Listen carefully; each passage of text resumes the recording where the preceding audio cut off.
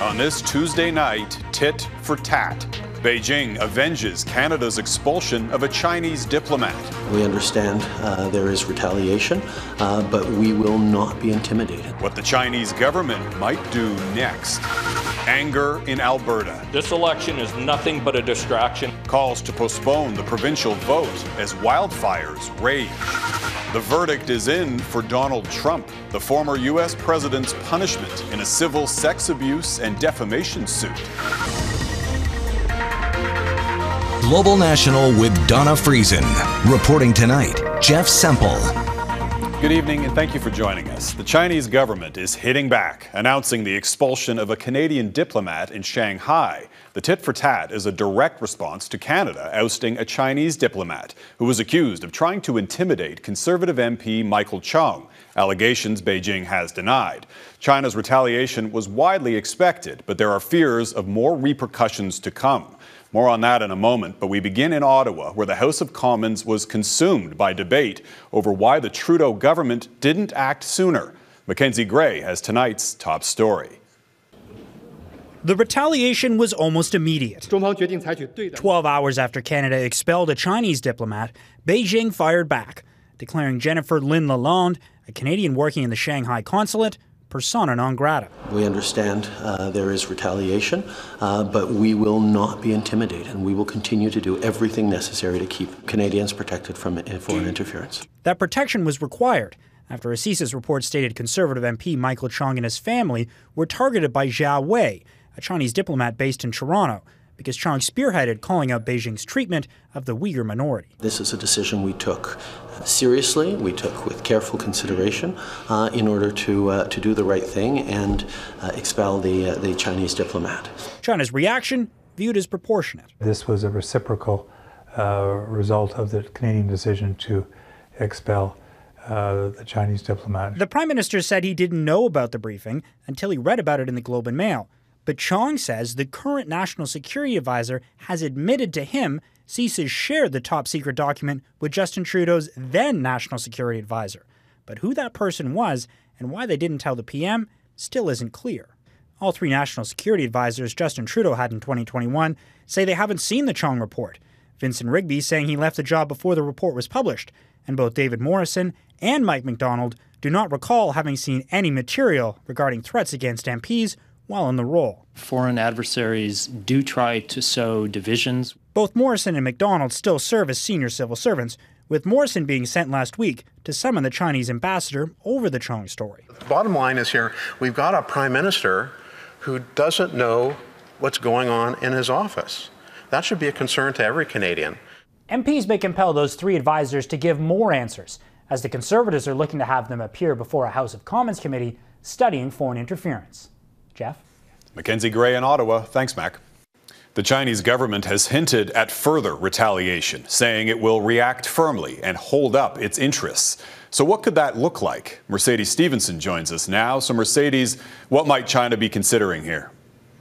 Jeff, Beijing is not a government that makes knee-jerk decisions. They are strategic and they have a long memory. The question that they will be asking themselves now is just how harshly they want to respond and what is in China's interests. There are three major options if China does decide to retaliate further. The first would be against Canadian agriculture and natural resource products. The second would be using their military to saber rattle. And the third would be retaliation against Canadian citizens who are in China. On that first one of economic exports, in 2022, Canada's exports to China were a record $28.7 billion. Coal mining, pulp mill productions, and oilseed farming are Canada's top three exports to China. And one of those was previously targeted when China blocked the imports of Canadian canola. That move came in 2019 after Canada detained Meng Wanzhou. Beijing claimed at the time that they had found pests in the canola. A few months later, China accused Canada of forging meat certificates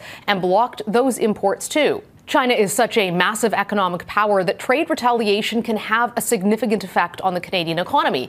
That leverage is exactly what China often relies on to deter countries from taking action to protect themselves from Beijing's influence or intimidation. But the question will be whether or not it's worth it for China in this case. Do they need to appear strong, or do they want to contain the damage and move on? When it comes to saber rattling, the Chinese military has aggressively buzzed Canadian military intelligence aircraft in the past. Our military now trains specifically for that and would be prepared if China did it again. And we have Canadian aircraft and a Canadian ship that are scheduled to be in the Pacific in coming weeks. Few of the sources I spoke to thought retaliation against Canadian citizens in China was likely. The scale of humiliation for China is seen in this case as being much less than when the RCMP arrested Meng Wanzhou.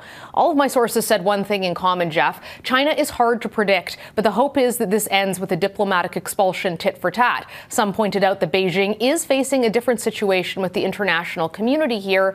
Harassing a lawmaker or their family is strongly frowned upon, and that might play into Beijing's PR plan.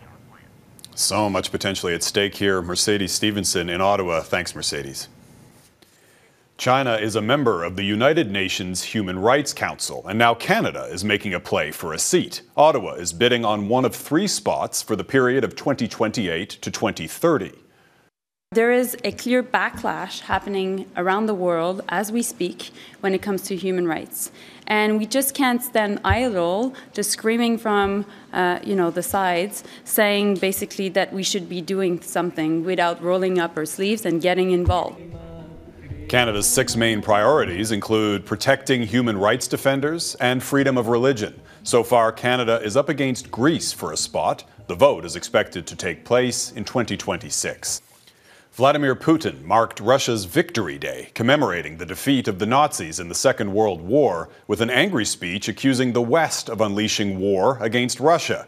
The remarks come nearly 15 months after the Russian president launched a full-scale invasion of Ukraine, and just hours after yet another major attack. Russia launched 25 missiles at targets across Ukraine, including the capital Kyiv. Nearly all were intercepted and no injuries were reported. This year's Victory Day festivities in Moscow were overshadowed by Russia's losses on the battlefield. Redmond Shannon reports. Hurrah! One date, May 9th, with 2 names. In Russia, it is Victory Day, a celebration of the Soviet Union's defeat of Nazi Germany. An event Vladimir Putin regularly compares to his current war against Ukraine, which he falsely claims is led by a Nazi regime. A real war is once again being waged against our homeland. Western, global elites are provoking bloody conflicts and coups, sowing hatred and Russophobia. Some Victory Day events across Russia have been scaled back this year, that after the apparent drone attack on the Kremlin last week. In Moscow, there were no flypasts, and instead of a modern fleet of tanks trundling through Red Square, just one relic of the Second World War. Those newer units, seen here last year, likely deployed on the front lines in Ukraine, particularly in the months-long battle to try and take Bakhmut. The head of Russia's Wagner mercenary group has again suggested he may withdraw from the ravaged Ukrainian city unless his men get more arms. He posted more cryptic rants against Moscow leaders, timed to coincide with Victory Day commemorations. But in Kyiv, May 9th is no longer Victory Day. The occasion is now shifting to May 8th. President Volodymyr Zelensky welcomed the head of the European Commission, Ursula von der Leyen. He says his country will join EU nations by instead observing the 9th as Europe Day. And let me warmly welcome your decision to make the 9th of May Europe Day. It is a celebration of post-war peace in Europe, but the 2 allies are preparing for more war. Zelensky thanking the EU for its promise of 1 million artillery rounds and pushing for his long-term goal of joining the bloc. Europe is about making the impossible possible. And so is Ukraine. Slava Ukraine. On a date when Ukraine has normally glorified the Red Army, it now instead looks west to the yellow and blue of Europe. Redmond Shannon, Global News, London. Turning to the wildfires in Alberta now, where thousands remain out of their homes tonight. Much needed rain is helping firefighters in some parts of the province, but more scorching temperatures are expected in the coming days. As Heather Yourex-West explains, Ottawa says more help is on the way. A lifetime of memory sits in ruins on the ground. When Carol Johnston saw what was left of her home on the East Prairie Métis settlement, she collapsed. Devastating. That's my life. The fire was on their back door. We had no home. At least 14 homes were lost to the wildfires here. As the community assesses its losses, there is palpable anger as well. Anger the mayor of Yellowhead County shares. When this fire situation started, this whole entire county was tinder dry. Wade Williams says it took 5 days of fighting with officials before a provincial fire ban was put in place, a delay he blames on the Alberta election. This election is nothing but a distraction at this point when we, the Albertans, need every government official to roll up their sleeves and fight for this province before we don't have a province to come back to. Rain in some parts of the province has helped with the firefight, and the remaining evacuation orders in Yellowhead County are expected to be lifted in the coming days. But soaring temperatures are expected to return by the weekend, which is why fire officials are pleading for help. We haven't had enough rain to completely impact all of the fires. It's been doing a great job in darkening them down and helping with the suppression, but it's not enough to say that they're out or they're under control. Alberta has asked Ottawa for support from Canada's armed forces. The Minister of Public Safety says personnel will be deployed soon. Too late to help those who have already suffered losses, but Alberta's unprecedented fire season is far from done. Heather Yourex-West, Global News, Yellowhead County, Alberta. And smoke from those Alberta wildfires has spread all the way to Ontario, making for a particularly hazy skyline in Toronto and even reaching parts of eastern Ontario. Now, there are no air quality concerns, however, because the smoke is high in the atmosphere. Ontario's Marineland is under renewed scrutiny after a beluga whale and bottlenose dolphin died at the Niagara Falls theme park. The province's Solicitor General's office says a team is still working to determine the cause of deaths, which could take several weeks. Just 2 months ago, Kiska, Canada's last remaining captive killer whale, also died at that facility. Ontario's Animal Welfare Services has been investigating the park's water quality and marine mammal care since 2020. The fight to avoid a financial meltdown. Coming up, the high-stakes standoff between the U.S. president and his Republican rivals. Plus, the verdict is in for a former commander-in-chief in a sex abuse and defamation case. And protests in Pakistan after a former prime minister is arrested in dramatic fashion.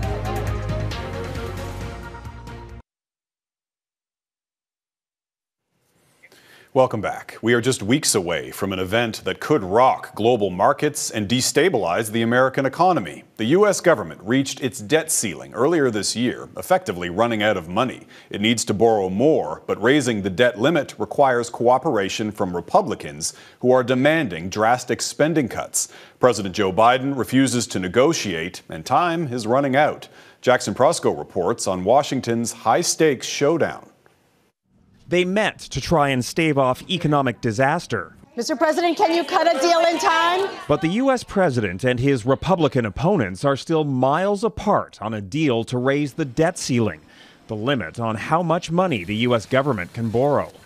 And I asked the president this simple question. Does he not believe there's any place we could find savings? This can cost almost 8 million jobs if House Republicans get their way.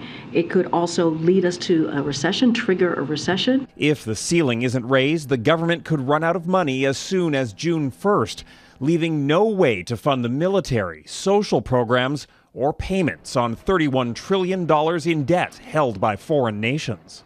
I think it's widely agreed that this would be a huge hit to the economy and really an economic catastrophe. The bill is passed. Republicans have offered to raise the limit in exchange for deep spending cuts. President Biden refuses to negotiate. We're trying to hold the debt hostage to us to agree to some draconian cuts. The standoff alone risks rattling markets. The last near default in 2011 saw the U.S. credit rating downgraded. Anytime we skate close to the edge, you're rattling the cages. You're saying, hey, pay attention. This could really happen. This time around, it really could. Experts believe the risk of a worst-case scenario could compel a last-minute deal. I think that global financial markets would melt down.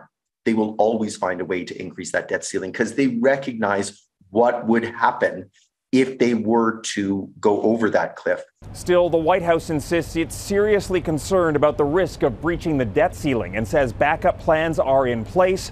In the words of top officials, none of the options are good. Jackson Proskow, Global News, Washington. A jury has found Donald Trump liable for sexually abusing and defaming an advice columnist. The verdict was announced in a federal courtroom in New York City on the first day of deliberations. The jury found Trump sexually abused E. Jean Carroll 27 years ago, then defamed her by branding her a liar. The 9-member jury awarded Carroll about $5 million in damages. Strange verdict.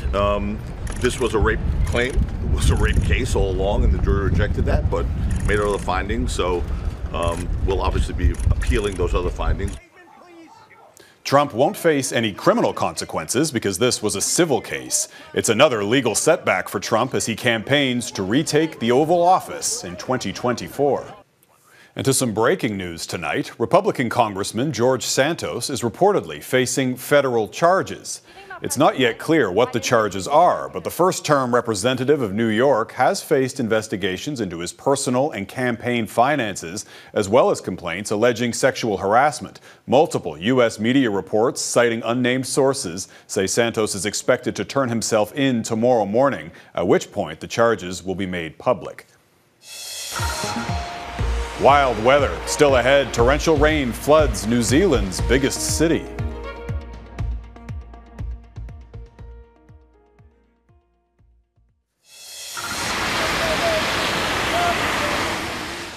Major flooding has triggered a state of emergency in Auckland, New Zealand's largest city. Streets there are swamped, causing widespread delays.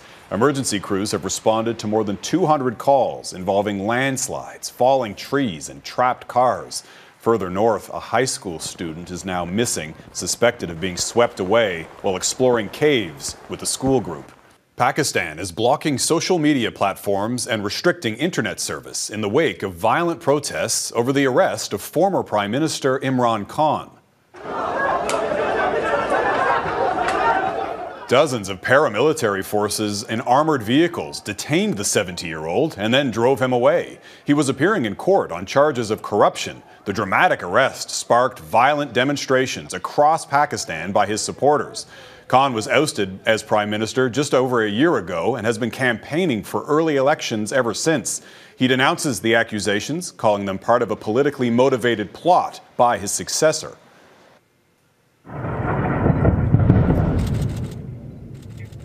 Fresh strikes in densely populated areas of the Gaza Strip killed 3 senior militants, according to Israeli officials. Israel's army released footage of the bombings, which it says targeted leaders of an Islamic Jihad militant group involved in recent attacks on Israel.